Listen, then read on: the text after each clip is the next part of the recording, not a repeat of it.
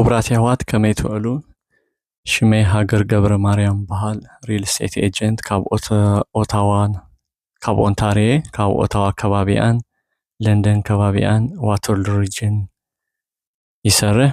ንዝኾነ ናይ ገዛ ዕድጊ መሸጣ ክራይ ወይ ወፍሪ ምዝህልወኩም ኣብ ዲስክሪፕሽን ሓበሬታ ክገድፈልኩም እየ ሎማ ኣንቲ ዘልኩም መፅየ ዘለኹ ናይ ኢሚግሬሽን ዜና እዩ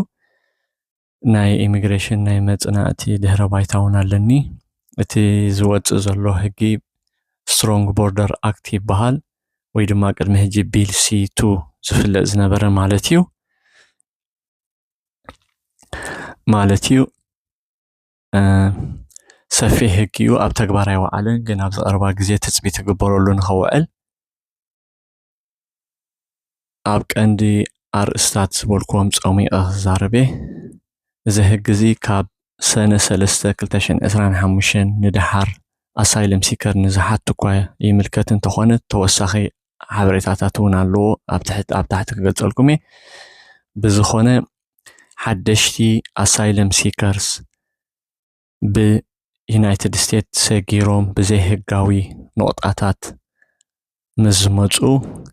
ናን ኦፊሻል ቦርደር ክሮሲንግ ማለት እዩ ኣብ ውሽጢ 14 መዓልታት ኣሳይለም ሲከር ክሓቱ ኣለዎም ጉዳዮም ብኢሚግሬሽን ሬፊጅ ቦርድ ወይ ድማ IRB ንብሎ ንኽስማዕ ማለት እዩ እቲኦም ኦልሬዲ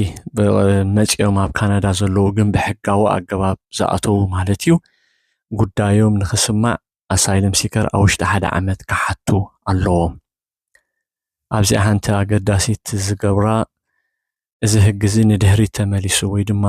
ሪትሮአክቲቭሊ ንድሕሪት ተመሊሱ እውን ይምልከት እዩ ብፍላይ ነቶም ካብ ጁን 24 2020 ዝኣተዉ ከም ቴምፖራሪ ሬሲደንስ ወይ ድማ ተማሃሮ እውን ይምልከት እዩ ነዚኦም ኣብ ውሽጢ 1 ዓመት ኣመልኪቶም ተዘይነሮም እቲ ዕድሎም ሓሪሩ ማለት እዩ ጉዳዮም ብIRB ኣይስማዕን እዩ